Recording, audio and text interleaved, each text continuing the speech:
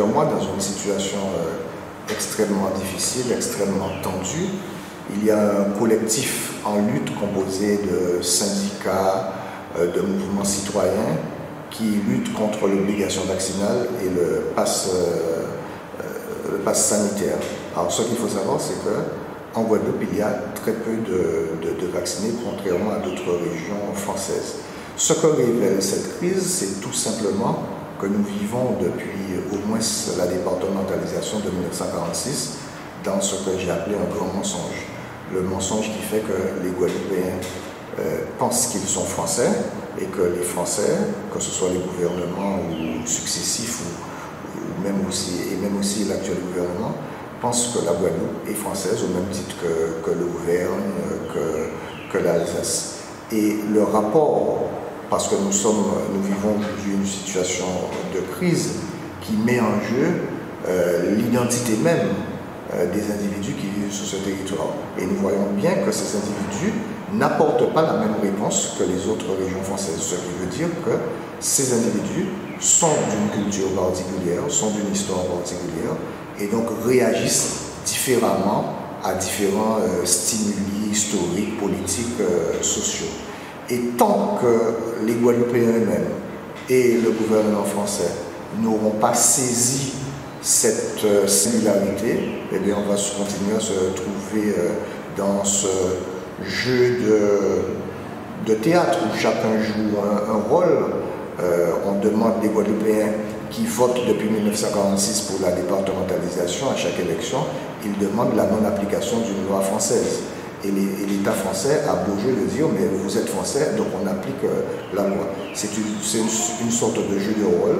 La seule manière d'en sortir, c'est de tenir compte de cette singularité et de sortir par le haut institutionnel et donc d'arriver à un statut qui donnerait à la Guadeloupe cette reconnaissance politique de sa personnalité culturelle.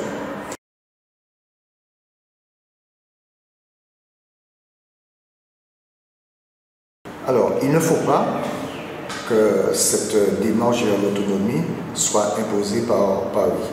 Il faut que ça vienne vraiment de la mobilisation du peuple guadeloupéen. Le peuple guadeloupéen doit avoir son propre calendrier en dehors de toutes les petites stratégies, parce que c'est une stratégie politicienne, c'est pour mettre le mouvement de lutte au pied du mur, puisque vous nous emmerdez, pour reprendre l'expression de Macron, eh bien, prenez l'autonomie.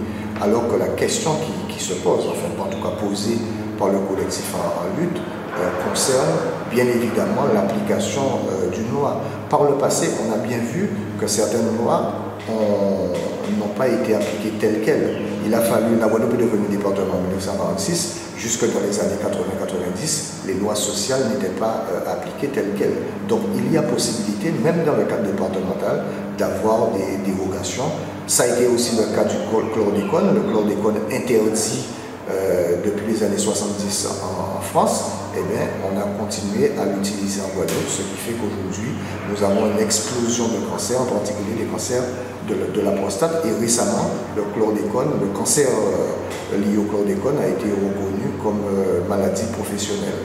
Donc, la dérogation est possible dans le système actuel. S'agissant de ce discours nouveau d'un représentant de l'État, je crois qu'il faut situer ça dans une question de génération. Depuis Nicolas Sarkozy, au moins, les dirigeants français n'appartiennent plus à cette génération qui a vécu l'empire colonial, les grandes colonies, et ils sont dans un rapport moins affectif avec ce qu'on appelle l'outre-mer. On vous donne 100 €, vous avez qu'à dépenser 100 €. Ce n'était pas le cas avant. Pour acheter la paix sociale, pour empêcher que les idées autonomistes progressent, on sait que les gouvernements des années 50, des années 60, 70, 80 ont déversé pas mal d'argent à travers en particulier les transferts sociaux. Ce n'est plus le cas. Aujourd'hui, nous avons affaire à une génération d'hommes politiques français qui ne sont plus dans ce rapport affectif avec l'outre-mer. Et de plus en plus, donc, va se poser la question de la responsabilité institutionnelle.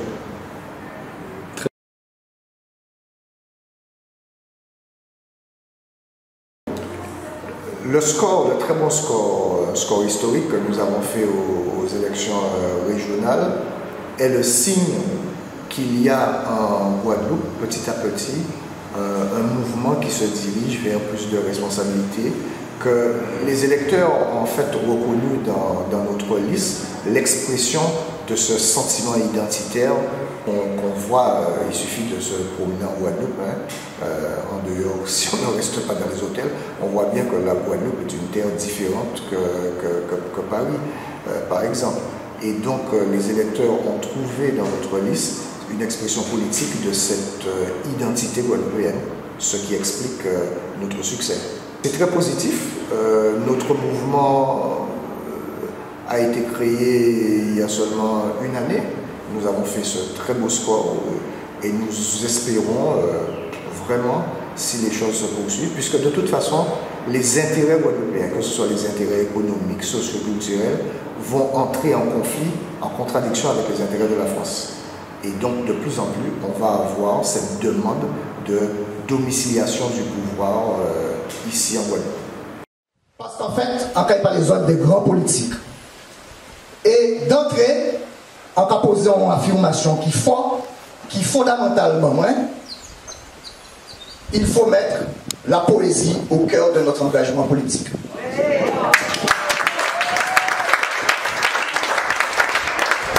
Débrouillez-vous qui est chez moi.